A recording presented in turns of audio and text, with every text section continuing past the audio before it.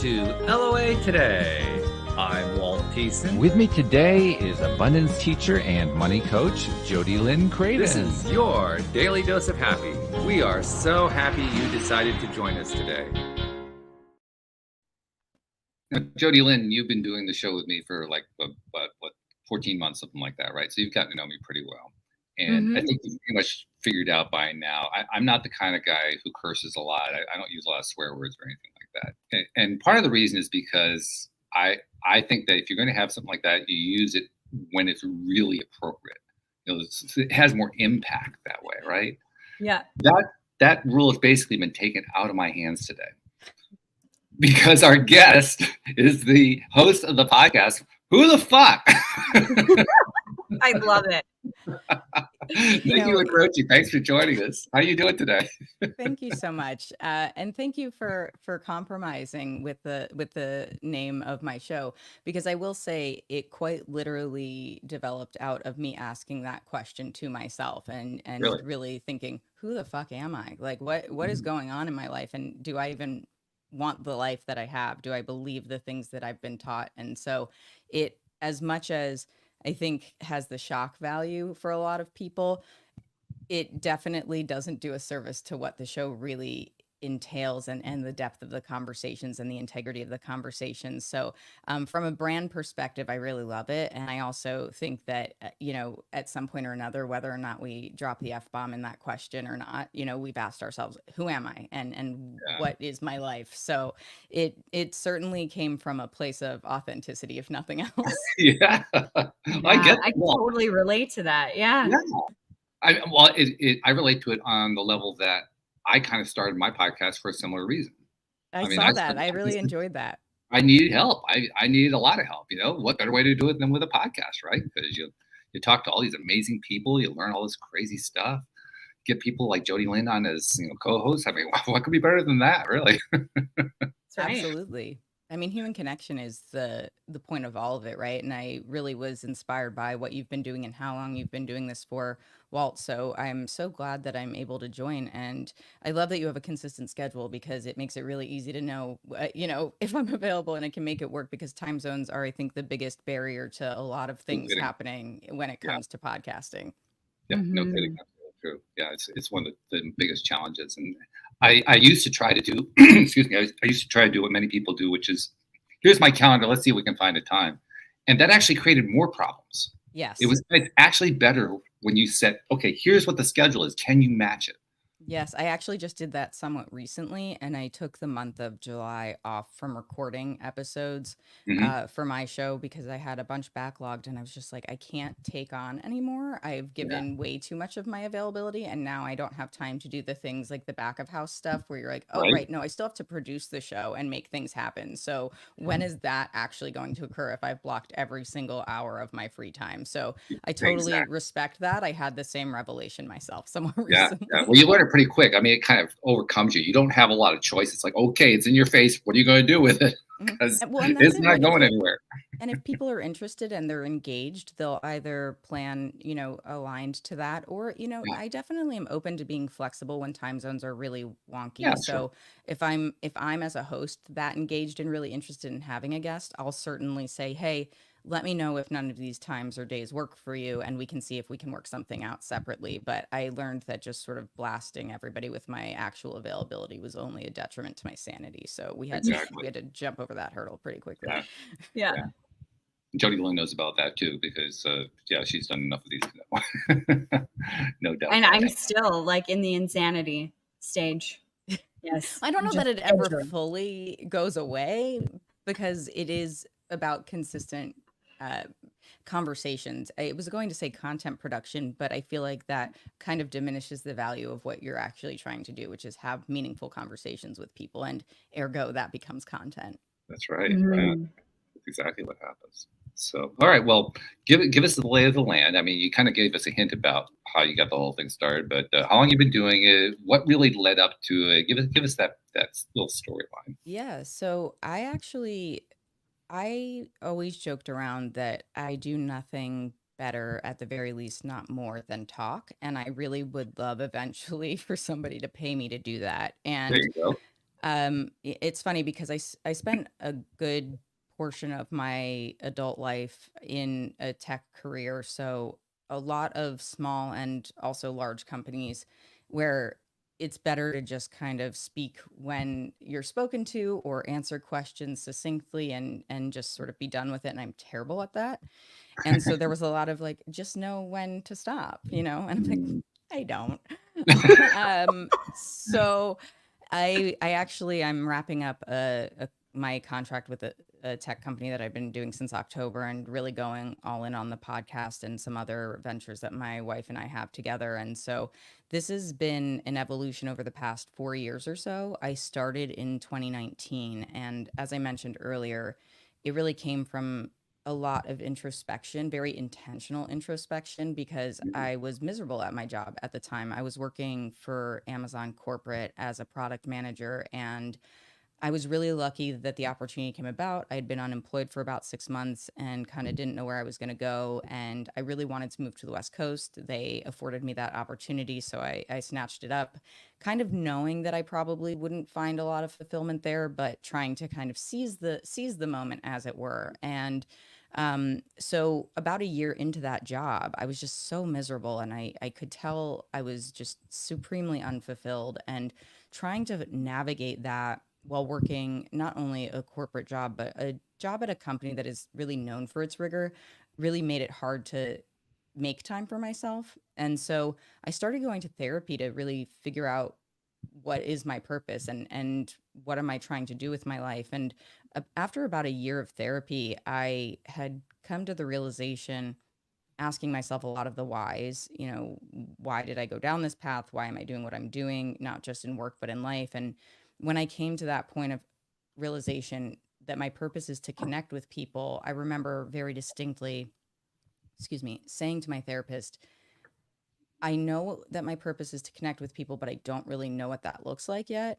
And so I had a history of starting a blog and ending a blog almost instantaneously. Like, I love writing and I always enjoyed being able to craft narratives. But for me, I really value the art of conversation, and the fact that it isn't really just a one-way street. I wanted to be engaged with other people, and I wanted to ask people to share their stories of why they became and how they became who they are.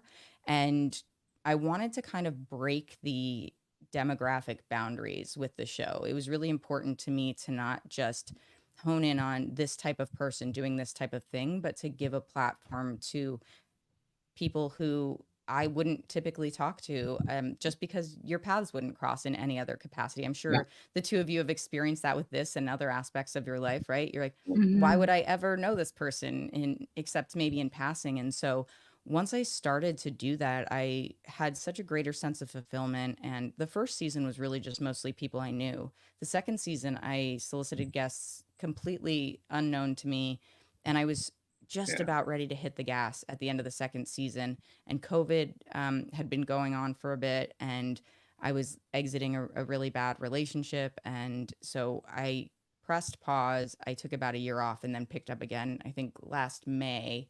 Well, I guess 2 Mays ago now. And did a couple of just episodes by myself where I was processing a lot of what I'd gone through, leaving this abusive relationship. My mom passed away around the same time that Oh, that was wow. happening. So it Wow. was, I refer to it in retrospect as my personal Armageddon. Like, it was just, there was no way I had any mental bandwidth to come back to the mic. But when I met my now wife, and just very obviously my person, she's an avid podcast listener. And so when we met as friends, she binged my first two seasons and was like, "You're meant to do this. Like, when you're ready, like, I really feel like you should come back to it." And so basically, since October, I started recording again. And as of January, I've been releasing weekly. And so I really feel like I have that momentum and that passion and that drive behind it that I had, that kind of got stunted not by design, obviously. So now that it's kind of come to fruition, I'm back in the game, and I feel very inspired by the people who have shown up and been so vulnerable on the mic. Yeah, so that's a kind of the truncated but still long-winded version. We do those all the time, no problem. Yeah. Oh, that's But amazing. it is amazing. It's also the way you described it, the way you told the story, your passion for it really comes through. Oh, thank you. I Very appreciate that. right, I Jody mean, I Lynn. I mean, love you can just people. hear it. I love Oh, yeah. people, and I think you guys, I'm sure, have experienced it too, right? Everybody has a story. And so I think when I was listening to a podcast that I enjoy the other day, and somebody who has, millions of followers, and making the comment that, the more subscribers you get, the bigger guests we can get. And I said to my wife, I understand why you're saying that, and I respect why you're saying it, because I'm Mhm. terrible at self promotion and I need to be better at that.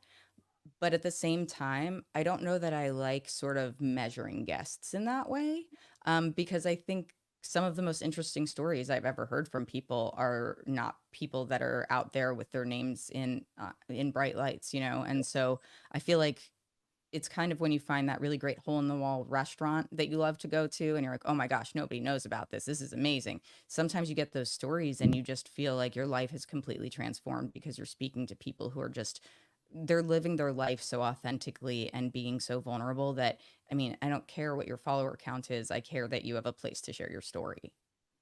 Totally That's agree. impressive.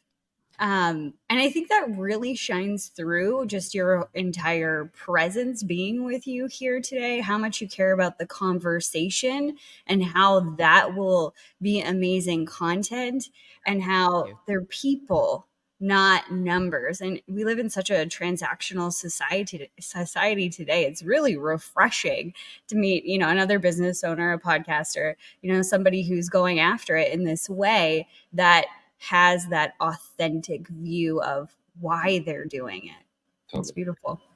Oh, thank you. I Yeah. appreciate that a lot. It's definitely, I mean, who knows how well it's serving me, to be honest, but but I think that, that's the thing too, is that I'm more comfortable playing a long game and knowing that I'm staying true to that than feeling like I'm doing something that is compromising my integrity, or sort of ethical perspective on it. And it's not to say that it's unethical to have bigger guests. I mean, by all means, if I can No. land them, fantastic. I Yeah. love it. Promote the shit out of that. Sorry, pardon my language, but it's Oh, who but was that?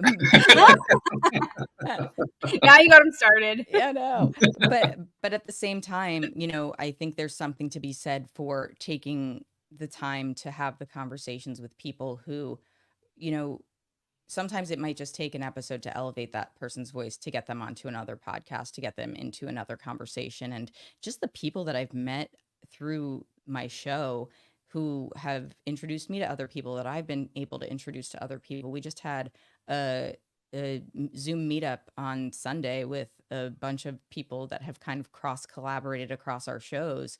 And it's been really amazing and beautiful to see how you have people literally all over the globe finding, this common space to be able to integrate and connect with each other in ways that I think a lot of times we miss out because we are, to your point, Jody Lynn, like focused on the numbers, or we're looking at like really superficial things, not because we're superficial as people, but because that's what drives the engagement, right? And so I Mhm. think to some degree it's that balance of what is it that you're trying to achieve, in that transactional sense, but also like what's the goal of what you're actually doing on a visceral human level.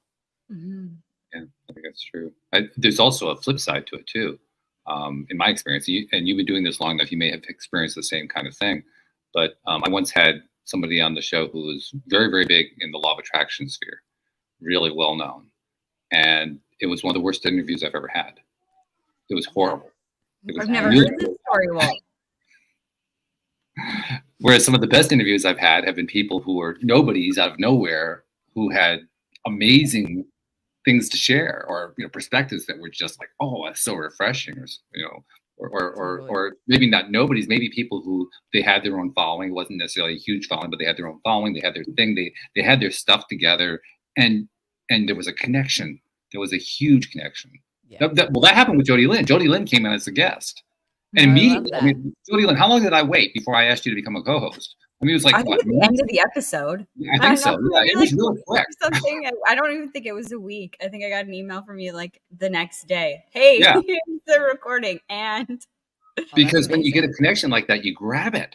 Yeah, well, you're spot on, Walt. And I feel like that's something that a lot of people struggle with. I think it's challenging. I mean, in this ever increasingly virtual space, I've worked with so many people I've never met in 3D, and you form these connections. It used to be weird, right? It used to be weird to say that you met somebody online. Now Yeah. it's like, if you didn't meet them online, how did you meet them? Like, were Right. you Right. just out in the wild interacting with other people? Like, who does that? How did you not vet them first? I don't know.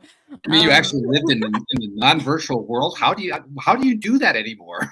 What is that like? And I think there's something to be said for that, because I love engaging and being in 3D with people. And I also think that, as I said, you gain these opportunities to be around people that you might not otherwise have not just a conversation with, but an extended conversation with, like really diving into the root of things. And so when you look at the element of human connection, and that's a thing that I really focus my show around, and even just in the past couple of weeks have been thinking through, and just before we hopped on this stream, to be quite honest, I was like, how am I updating my messaging to better reflect the fact that human connection is the core of what I care about and what I want this show to represent? Because it is, there's a book that Oprah Winfrey and Dr. Bruce Perry wrote together called What Happened to You. Have either of you heard of this? I've heard of it. Yeah. No. So it's quite fascinating, very scientifically backed. And I listened to the audiobook. I kind of recommend that because of the nature of the book. I think it's more engaging that way. Plus I mean, I think Oprah inherently is a voice that we've come to know and listen to and enjoy, right? Mhm. But the dialogue between them, I think, is quite dynamic. And when I listen to this, the idea is that we should stop asking people what's wrong with you, and we should start asking what happened to you, because what happened Oh, to you is what yeah. ultimately dictates who you are, who you become. Mhm. And when I get to the end of this book, and spoiler alert, but like the rest of the book is worth it. The idea, scientifically speaking, is that human connection is the thing that helps us heal through trauma more than anything else, more than Sure. anything else. And Yeah. so it's fascinating to think how, when you deal with trauma, whether that's sizable or a small amount of trauma, because we all experience it in different ways, isolation is something that a lot of people lean into when they feel traumatized. You don't trust people, you don't want to be around other people, you feel closer to, you want to be by yourself. And so when we do that, while it's our sort of reptilian brain's defense mechanism, there's this other part that is desperately craving that connection. And so if you squash that, then unfortunately you're kind of really stunting your ability to heal. And so, having gone through, as I mentioned, this really bad divorce and loss of my mom at the same time, I was very lucky, that I was already in therapy, and that I had somebody that I could talk to and deal with this in that way. But I had also been trying to help my ex deal with trauma that she had experienced. And as a function of learning about it for her, even though she didn't necessarily apply those things, I was like, cool. Well, I at least already know where I need to start. So I guess fringe benefit, I'll take it, And so, Yeah. Always Sure. a positive. yeah, so you got to lean into those little silver linings when you can. And That's I right. think that that's what it's about, right? And the fact that the show that you're doing is, that daily dose of happy, it speaks immensely to how my mindset has changed, knowing those facts, and also the realization that gratitude is so instrumental as well. So for me, Mhm. human connection and gratitude are the two keystones, if you can have two. You can have as But many as they're, you want. I mean, that's the nice thing yeah, about rabbit hole. yeah. I'm like, I'm from Pennsylvania. You got to drop a Keystone State reference Sure. in there Yeah. somewhere, right? Um, but it is. It's like they're the two most significant things that have helped me through the hardest moments in my life, and they're the things that keep me optimistic in spite of all the craziness that's happening in the world around us or in our own personal lives. And excuse me. And I really encourage that for people to lean into those two things. And as much as I was a skeptic before, I mean, I would have rolled my eyes at gratitude as hard as you can imagine. I would have rolled my eyes at therapy as hard as you can imagine. But when you go through it and you experience it and you learn to trust that, especially when you consider kind of the mindset of abundance and things like that, that it Mhm. it transforms how you show up in the world. Oh, no doubt. 100%. No doubt. Yeah. Mhm. You made reference to something else too a few minutes ago. You talked about having people on who may not have a big following, but how they would be somebody who had something really interesting or unique. I don't remember exactly how you phrased it, but they had something to say that you would not normally hear from another quarter. I've expressed that in the past in terms of whether or not it's somebody who I agree with or disagree with, and the people I disagree with are the ones that I learn from the most. Oh, yeah.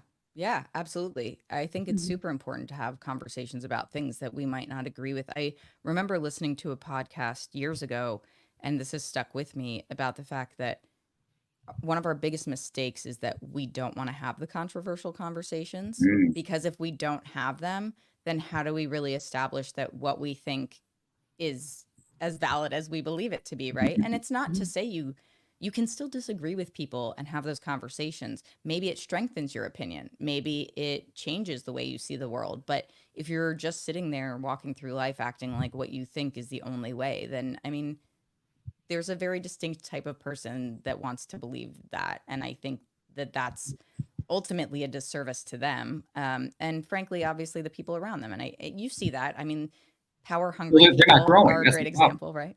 Yeah, they're not growing. They're not actually evolving as human beings. So first of all, there's nothing really more to learn from them because they haven't learned anything lately. Right. You've maxed out. And secondly, they're not interesting anymore. People are interesting because of the growth they're going through. That's a really bold statement, and I agree with that 100%. Because I like myself 1,000 times better having witnessed my own growth, and then Yeah, sure. seeing the growth that other people have achieved that inspires me. It's like I started going to therapy because one of my best friends was so invested in doing the work and sharing with me her experience that I could tell that it made a difference. And I was like, okay, I don't need somebody to convince me. And I've been the person that, I have a lot of friends who are like, I know I should go to therapy, and I'm like, okay, I'm not going to convince you to go. But I think that if we look at who we are as people and the things in life that we need, that if you understand that you aren't living life the way that you want to live it, and you feel the need for growth, whether it's therapy, whether it's your own self-help, self-care type exercises. I'm a big proponent of therapy, and you'll hear me say that repeatedly because frankly, I think mental health at large should be treated the way that we treat physical health, if not more substantially, because it dictates all of that. But there's so much that exists in our subconscious that we hold on to and we fear exposing. And I remember when I started going to therapy, the anxiety I would feel about like revealing things about myself that I knew I had to say if I wanted to achieve the growth that I wanted. But that meant lowering my guard on something that I was not wanting to. And so you do have this sort of, I don't know, it's a conflict, right? You're like, do I want the growth or do I want to hold on to this thing that I'm afraid to expose? And it's like I err on the side of growth, and Well, it's a I challenge. encourage people to do that. It's a Well, and I challenge. think too, when you're sitting in that position of, do I move forward? I think the way that I have felt is, do I want to see it? Like, what Yeah. if I see all of that shit and Yeah. I don't like myself? And that, and nobody else likes me, and I'm all alone. And then once I'm all alone, I'm gonna die. That's where my brain goes. Well, Every I time, think that that's a okay. Reasonable might be the wrong word. I think that is a common, I think that's a common feeling. I think that's a Yeah. common feeling because it's all rooted in, are we going to be accepted by ourselves or by other people? Will we lose that sense of belonging? And what I would say to that, Jody Lynn, and I'm curious if you found this in those moments, or Walt as well, is like the growth that you achieve, even when you're like, do I want to see it? Do I want to witness this and have to deal with the consequence of that? Is it's almost never as bad as you think it's going to be. And even if it were, it's out there now. Like, you've named it, you've put it out there, and now there's nothing else to do but run right at that and like let it be what it is. Because if the people aren't going to like you for showing up authentically, then that's their loss, that's on them. And if you find yourself feeling like, well, I don't like that, is it shame associated with the fact that you exposed that, or that it happened and that you had to expose that? You should be proud of the fact that you put it out there and that you're leaning into it so you can grow. So, I mean, I'm hearing myself talk and I'm like, wow, when did I become an optimist? This is weird. Like, Well, welcome to the circle. That's all I can tell you. That's right. And I do agree with what you've said. When you put it out there, often 99.9% of the time, it's not as scary when you say it out loud. You take your power back by saying it out loud. And one of the most pivotal moments in my life was, I was going through a rough time. I thought I was a really awful person, and I called my best friend crying like, "You're gonna hate me." And she's like, "What happened? Like, did you murder somebody? Do we have to hide a dead body? Like, what's going on?" I like the friends that are always I'm asking like, that question, though. right? Yeah. Great friend. She's like, "What happened?" And I told her that I cheated on my then boyfriend. And she's like, "Oh, that's it?"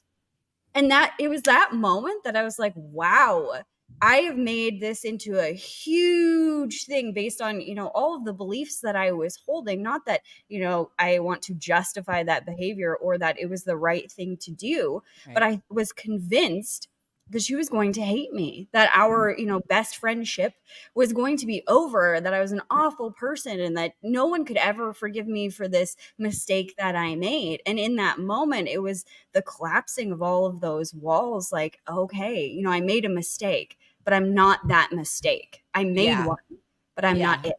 100%. That's the right mindset to have. And I totally get it. I think internalized shame is probably just one of the biggest barriers to growth. And Oh, in my yes. experience, I've held a lot of it. I mean, I joke around, I was raised Catholic, so like that Catholic guilt is a bit embedded in me. But Yeah. realistically, I'm not I'm not a practicing Catholic, so I don't know how much that actually made any sort of impact. I think it's Oh, just it a doesn't take sense. much. All you have to do is have it imprinted on you. You don't have to be practicing anything. It's still going to be there. It's going to That's play. fair.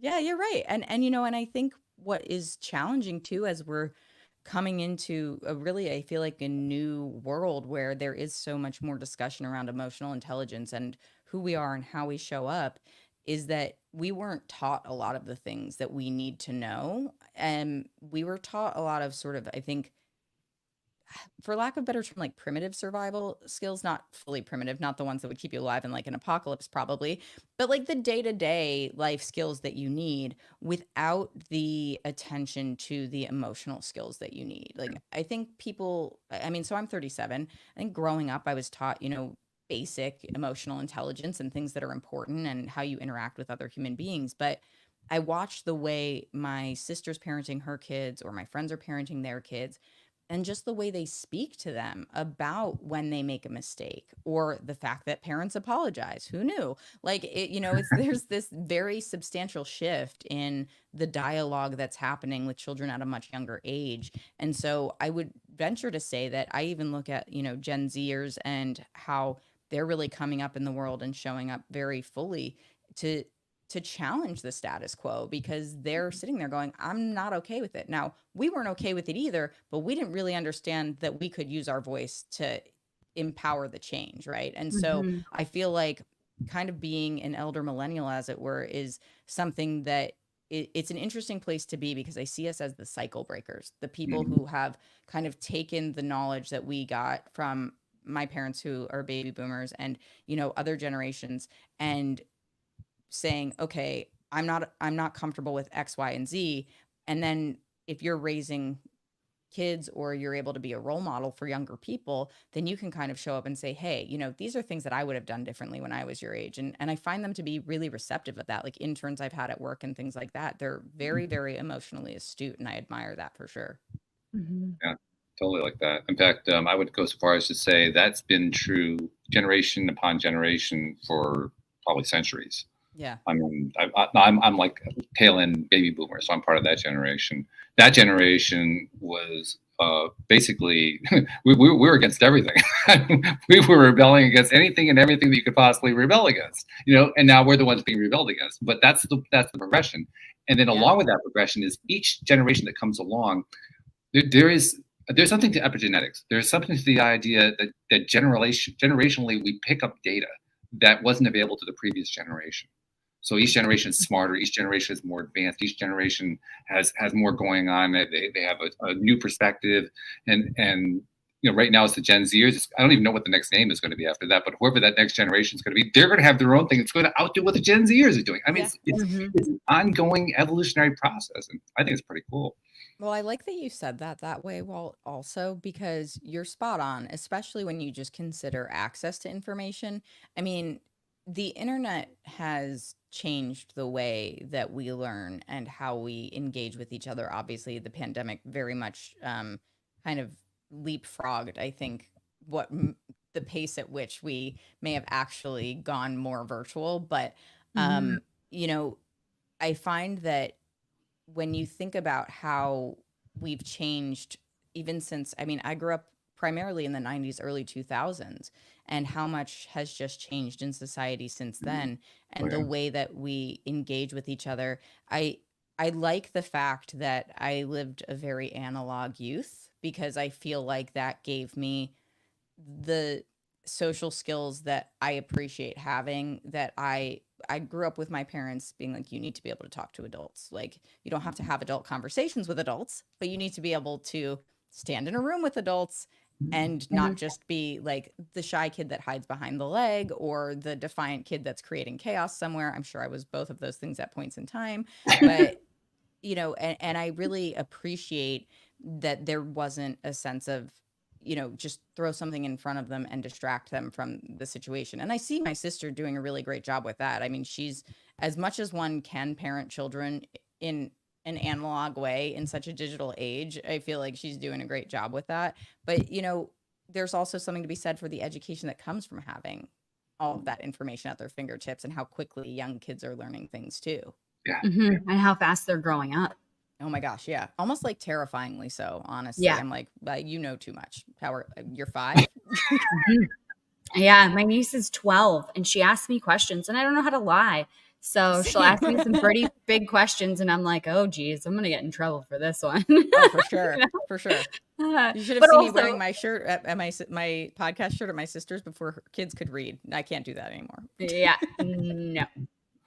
But it's also good too because they ask different kinds of questions and you get to be that person that that their safe space to come to ask some questions that they may not feel they can ask to somebody else. Yeah, I love that role, and I've always joked around because I actively am not going to have kids, and even since I was a teenager, we were like, okay, I'll just be fun Aunt Nikki. And the fact that I actually get to live that out and be that person for them is super fulfilling. And I feel like that's such a beautiful way to, provide that type of care and connection for younger people too.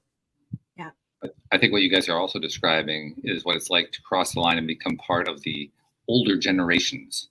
There's like that dividing line, right? You're the upcoming generation, you're the ones that are cutting the teeth. You're the ones that are making all the changes and so forth. And then you move into the next realm. It's like, wait, whoa, I was over there before. What happened? Oh yeah. Now you're part of this other group over there. It's a different perspective. Totally. I learned that it basically, the way that I know that I am out of touch is when I've lost the ability to understand slang. Like I don't know what the kids are saying. Oh, yeah. I don't know who musical artists are. And I'm like, I really thought that I was not as old as I am. And it turns out that was wrong. Yeah. All the acronyms. What does that stand for? What's that? Yeah. Something cool I don't even know about. Exactly. What? And also I'm not trying to know. That's really the tell, right? It's like I used to care. I used to feel like I needed to know. Now I'm like, I don't care. It's past. The moment's gone. I'll learn it if it's relevant. But there's almost the point where you're like, am I trying too hard because I do know? It's like sometimes you're not supposed to know. Just don't. Yeah, it's fine.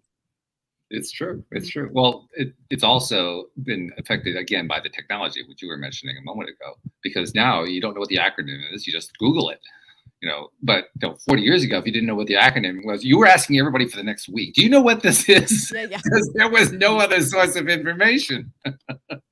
Oh, for sure. Right. Yeah. It definitely changes the dynamic too, because it also, I think, it creates a lot faster pace of change because the communication proliferates so rapidly. I mean, just thinking about everything that I've witnessed. I was really anti TikTok for a long time. I was like, I don't understand TikTok. I didn't understand Snapchat. I'm not all of a sudden going to understand this. What I found really fascinating about TikTok, even though I'm like not great at keeping myself relevant on social media, I feel like the beauty in it is there's a raw way that people are communicating there, Oh yeah. and that they're communicating just with anybody, anywhere, anytime, the across age ranges, across geographies. Yeah. Like, it's so powerful, and frankly, I think that's why it's concerning to people. And I think what really is amazing about that is that there's exposure to all of these things that we didn't have exposure to before. Because, as much as, I mean, back in the day, think about, for some reason, Walter Cronkite is the person who comes to mind. And it's like, you had like a news source, right? And you were getting your news from this specific news source, and that was the information that you got. Oh yeah. And then it grew, and there were more places to get your news and media and whatnot. But now it's like, you don't even need those things. You can actually have people who are just on the scene being like, this situation is unfolding right now. Now, Mhm. granted, there are plenty of reasons to be skeptical about a lot of things these days. So I'm not being like everything that's on the internet is valid, but I do think that it's really powerful to see how people who otherwise wouldn't be able to share information now have this mechanism to do so. And to tie Mhm. it into the point of human connection, I feel like as much as you can see these pockets of the internet where people are fighting each other and they're just being hateful and horrible, you're seeing this really beautiful amount of people come together and say, like, we're on the side of humanity, we're on the side of equality, we're on the side of what is right, what is just, and really thinking about it at not just a very small fraction of what society is in where we live and the people who surround us, but in like at a global scale, how does this impact people? Because you see these pockets of revolutions happening all over the place, and that's Mhm. not by accident. That's because people are saying the truth about what's affecting change and why people need to be more aware. Mhm. You used a key word a moment ago, exposure. And I know what you meant when you used the word, but it actually is a word that cuts two ways. I think you meant this too. Because the person who's putting out the TikTok video, there's exposure there, but there's also the exposure of the person who's receiving it, who's uncomfortable about it, or who doesn't really resonate with it, and so they flick away to something else. But it came into their stream; it was right there, and they had to deal with it for a moment. That's an uncomfortable kind of exposure, Yep, and that's that's really part of, I think, what interesting. you were talking about. That exposure that's jarring. It's a jarring exposure that basically says you're going to look at this other piece of the world for 30 seconds. Well, that's a really interesting point, Walt, because it ties back to the conversation we were having a moment ago around needing to expose people to controversial, varying opinions and perspectives on things. And again, granted, like, not all content is content worth watching. Like, it doesn't matter where it's coming No, from. It just I mean, might not be honestly, good. most of it isn't. It might make me uncomfortable. Like, I'm not going to sit here and be like, it's great. We should just let everybody do whatever they want. But I do feel like I've seen some content creators who have spoken to the fact, and my wife and I have done quite a few TikTok lives as well, where you're engaging with people who have opposing opinions on very fundamental things. And if you can do that with a sense of civility Yes. and acknowledge that that difference is, there doesn't need to be animosity. Now, I'm never going to agree, as somebody who is part of the LGBTQ community, that we shouldn't have equal rights. Like, that would be Yeah. absurd for me. So Yeah. I'm not going to agree with somebody, and I'm probably not going to be like, you should be part of my inner circle. But I would like to understand why you feel that way. Why do you believe that? And learn if there is something that, maybe you don't know, or maybe it's just a matter, to your point, of Mhm. interacting with people. Like, if you don't know somebody who falls into a category of people you don't like just inherently based on whatever belief system you have, then Or my something question you've is, heard. yeah, exactly. My question immediately is like, well, have you interacted with somebody who falls into that group of people? And I think that we need to be honest with ourselves about why those opinions and beliefs develop. Which, again, coming back to the name of my show, like, some of that was what I was doing for myself. It was like, why do I believe what I believe? Am I Mhm. living with my belief system aligned to who I am today, not who I was raised to be. And nothing in regards to sort of like a lack of equality, but just my overall perspective on the world. Mm-hmm. Absolutely true. Absolutely. In fact, I take that another level. The exposure concept that we're talking about here cuts in a lot of different ways. What I'm thinking about right now, people get upset about the political divide, not just here in the U.S., but there are political divides going on across the world, across the entire planet. And it's very common to have people say, well, like, it's like we're in end times. I mean, the whole structure is falling apart. Democracy is going away. I mean, authoritarianism is taking over. There's all these fears being expressed in that way. And I keep looking at it, specifically the political realm, from a different point of view from most people, because I have a political science background. And so I know the history of politics. And the two things that I like to point out to people who are in that kind of freaked out mode where politics is concerned is, first of all, if you really think this is bad, try reading about 19th century politics. That will absolutely flip you out. And then the second thing to point out is this stuff that is coming out now and has been coming out for the last, 10, 20 years, something like that, has been around all along. Mm-hmm. The only reason that you're flipped out about now is that it's in your face. It wasn't in your face before. Yeah. You probably didn't even know most of it was happening. But because we live in this instant information age, you can't avoid it anymore. And that's why you're really coming out. Yeah. Well, I really like that perspective too, because I was not activated politically in any way, shape, or form growing up. Honestly, I felt like, why does it matter? I felt like the system was the system. And I will be honest, I do feel like to some degree that was probably by design. It was like, well, if they just think it's a well-oiled machine, they'll just let it keep running this way. And we did. And oops, like we should have been more aware earlier on. And so I think there have been some pivotal moments in the past decade or so where my eyes opened up to the reality of what the breakdowns are in the systems that we have in place. And to your point, Walt, I mean, I'm a fan of documentaries of all kinds. I love learning about history and the messed up things that have happened, and hope that, we don't repeat those things. But I think what you're touching on too is that we're not only uncomfortable with the reality that we're facing, we're plagued as to how we remedy the things that feel so big, right? Because like, where do you even start when it feels so unmanageable at like the point that you're at? And I was listening to, it was kind of like an interview podcast with this author. I think his name's Brian Klaus. I'll confirm that, but he wrote a book called Corruptible, and he answers a bunch of questions about just sort of the origin of power and the people who seek power. And his interview was just truly fascinating because it's talking about, I mean, honestly, like why psychopaths are often in power, and it's because they seek power, because they want power, because they want to control people. Who knew? Shocking, right?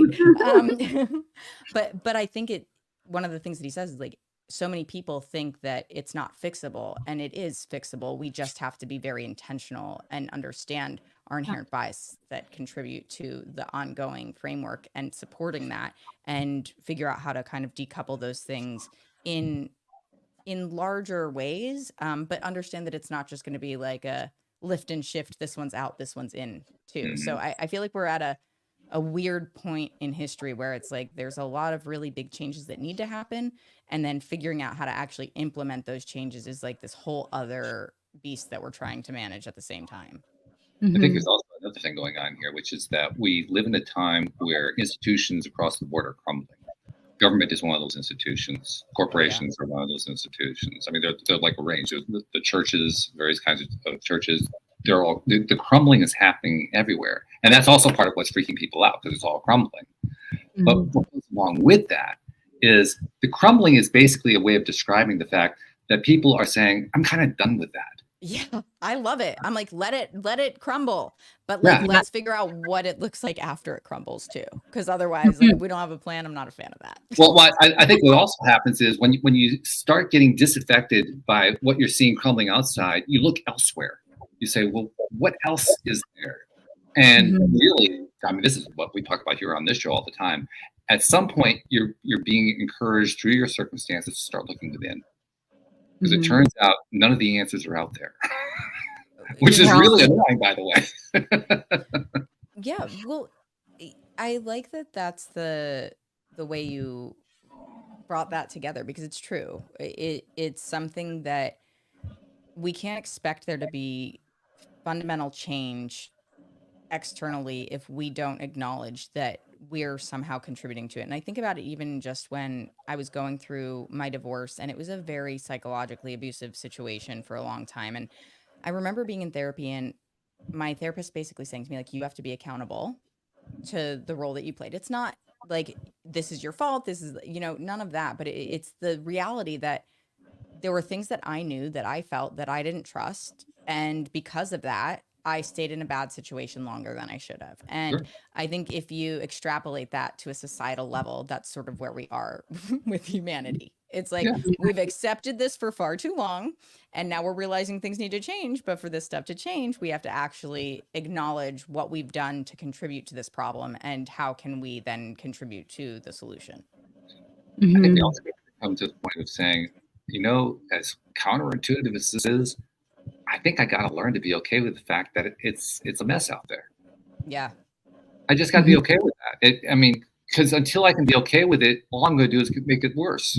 I'm just going to make things, I'm going to drive that vibration of, oh, this is so terrible. So I'm going to keep pushing it how terrible it is. And it's going to get more and more terrible. Now I'll make it more terrible. And oh my God, now it's really terrible. We got to do something about this. And we're off cliff. Yeah, well, right. exactly. Exactly. Well, Jody Lynn, when you were introduced, Walt had said that you're, am I correct, an abundance coach as well? Yeah. So how do you, I guess, how does that affect the way that you show up with like the mass sort of chaos slash change slash growth that we're seeing happening on a societal level? Because I feel like there's so much that we're experiencing right now that when you come from a place of abundance, and not from a place of lack, it, in my opinion, in my experience, it makes me feel like there's so much more potential and gives me a lot more hope. I'm just going to mute my mic. This is going to take a while for Jody. Jody Lynn's just going to go off here. This is going to be great. Oh God. Here we go. Well, you know what? I thank God for all of the work that I have done. So my other job is a financial advisor. So the financial world is also crumbling, lots of changes, things like that. And that's where I started my journey with abundance. It's realizing that abundance is more than just money. It's an overflow of joy and love and bliss and resources, which can include money, all of these things.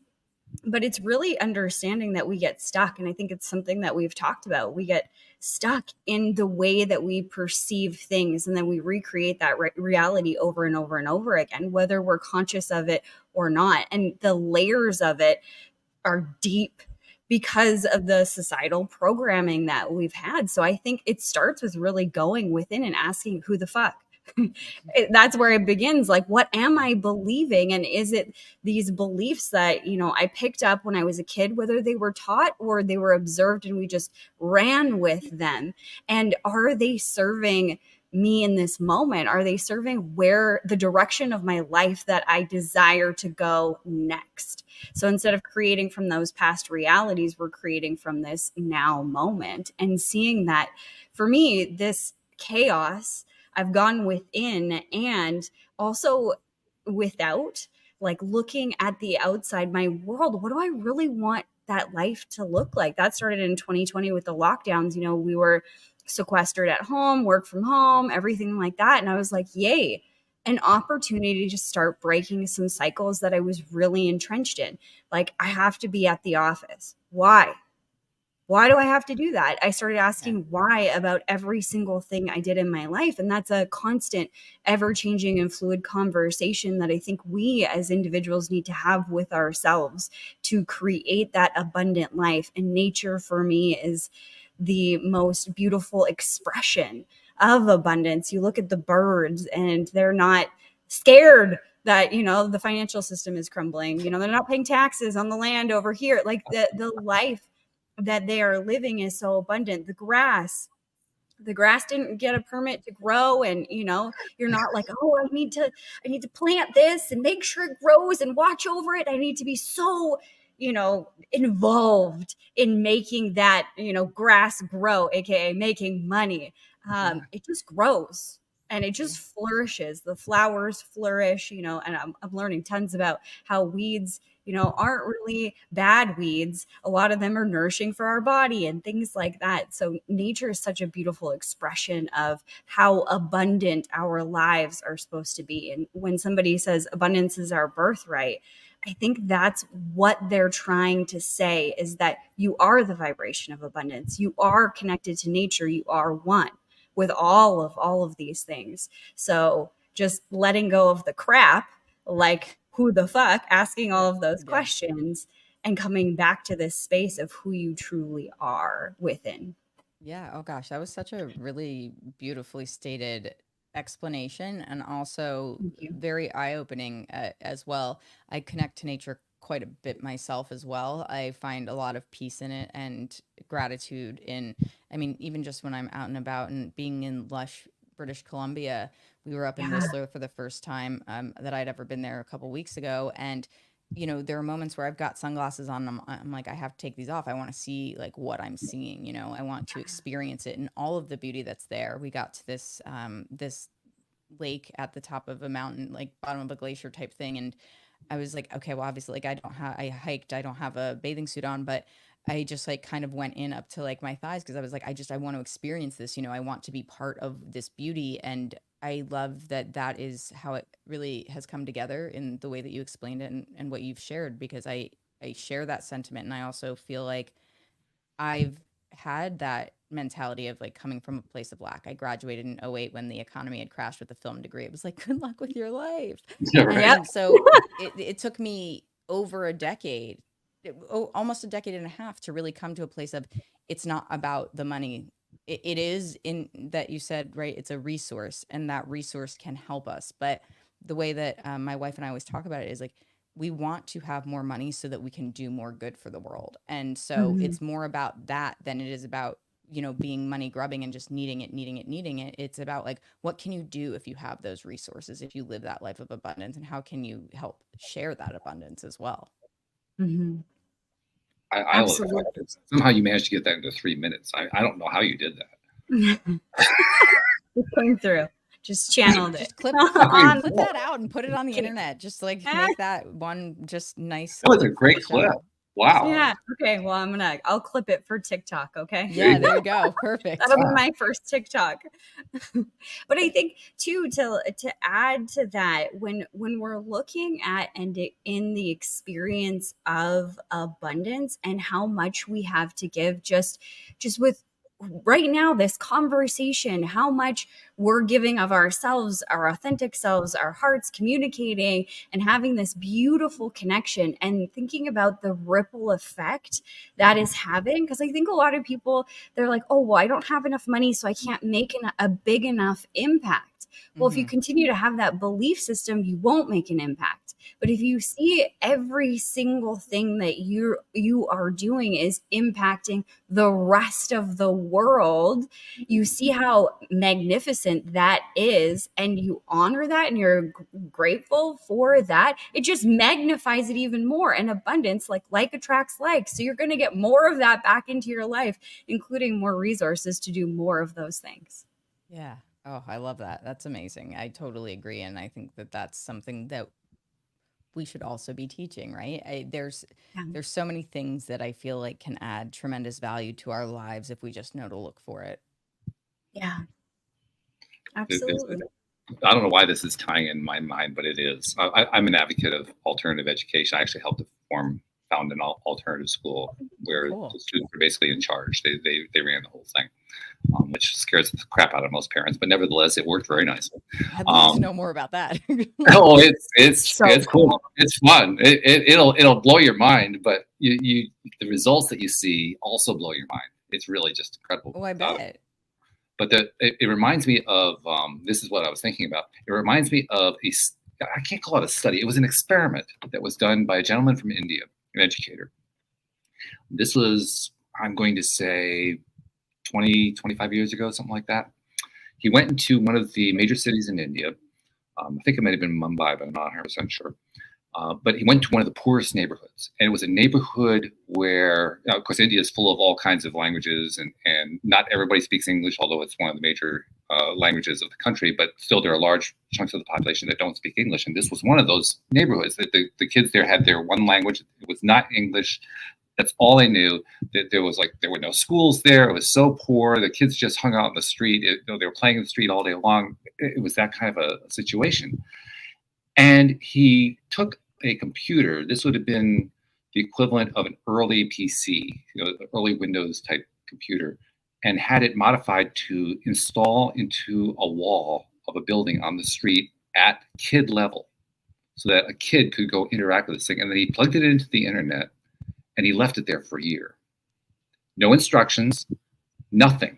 Just left it hooked up, ready to go, and came back a year later to see what had happened. And what he learned when he came back was that all the kids had discovered the computer. They had taught each other English. They had taught each other how to use the computer, and they had organized themselves into a school based on what they were drawing off the internet that they were now connected to. That's insane and amazing. But to me, that's the power of humanity. That's the power of humanity. We look at it and we look at the mess that is happening in certain ways, but those moments, that is why I keep holding on to hope, it's because there is something innate in our desire to grow, to learn, to find purpose. Yeah. And those to make things better, to grow in that way, in a community way, right? I think that we've kind of skewed things. You said this earlier, Walt, about sort of the way things are crumbling from a governmental and corporate perspective, especially, where it's we've kind of allowed ourselves to believe that that's the way that it is because there are people who want to just have that, that's the way it exists because it's serving them. But I really do believe that most people want to help each other. And if we can strategize in a way that fuels humanity from a more positive, equitable angle than what you're just describing, right? Any one of those kids could have hogged that computer, right? They didn't have to show other kids what they were learning, right? They could have held on to that knowledge, but they saw, as you point out, Jody Lynn, the opportunity to share that. And I think that we as human beings, because we are community oriented, we also have that innate desire to share. And that assumes obviously your survival's not threatened, because then the reptilian brain gets in the way of that and you're this is mine, you can't have it. But we're not talking about that. We're talking about what happens if you have the means to be able to share it. Most people will. And that's a key portion, by the way, of what we discovered with that group, because they didn't have the means. There was no means at all. I mean, they barely had food to eat. There was no place, there were no schools, there was nothing. They had nothing at all. So they didn't even have their base level of the Maslow hierarchy of needs filled. It was empty. And they still managed to have this tremendous leap forward. What it tells to me is we all have that in us. Yeah. I mean, it's not just those kids. There was nothing particularly unusual about those kids. Those kids are simply representative of a larger humanity. We all have that within us. All we're really in the process of doing right now, this is my opinion, all we're really in the process of doing right now is learning to trust that within ourselves. Yes, 100% agree with you. And it's one of the hardest things to do. It's so hard because we've been taught through just the way society is over the generations that we've all lived or have experienced, that we are supposed to do things a certain way. And if that conflicts with what you trust within yourself, now you have to challenge that. And I definitely think this goes back to what you were saying earlier, Jody. It's but if you acknowledge it, then what happens, right? And so it's a balance, and I think we're all navigating it the best we can. And conversations like this definitely inspire that desire to keep moving forward and keep creating that change. Mm-hmm. Absolutely. Change is frightening, but it's also exciting. Yes, exactly. Well, because if we do nothing, then what do we get? The same thing we've had, or possibly worse. That sounds terrible. Yeah, I don't want to do that. No. There was a lyric to an old song that said, well, nothing from nothing leaves nothing. That's about it. Turn it into a shirt. That's right. Hey, this has been fun. I always get a little sad after an hour because, it's we're flying along oh God, It's over? Really? Shoot. Well, I'm happy to have another conversation. This has been so enjoyable. I appreciate both of you and your perspectives, and for having me on. I like being on the other side of the mic, and having an organic conversation like this is just right up my alley. And I'm really grateful for what you both are doing with this show and keeping these important conversations happening. Get that exposure, as we've been saying, is just super important. And so I'm happy to help promote it as much as I can. Wonderful. We love that. I want to promote you a little bit too, right here and now. Jody Lynn knows where I'm going with this, but I noticed something about 1.25 years ago that kind of falls through the cracks in this internet-driven world that we have. We kind of, you talked a number of times about content, and this absolutely fits into the realm of content.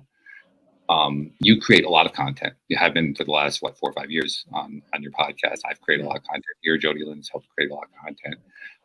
A lot of content gets consumed by people we've never met, we've never seen. We don't know what happened. We hope that they got some value out of it. They probably did, because they kept coming back. And it doesn't have to be just in podcasts. You mentioned blogs. It can happen in a blog. It can happen in social media posts. It can happen all over the place. But there's all this content that's being created that's helping people that we never know about, and we never get recognized for it.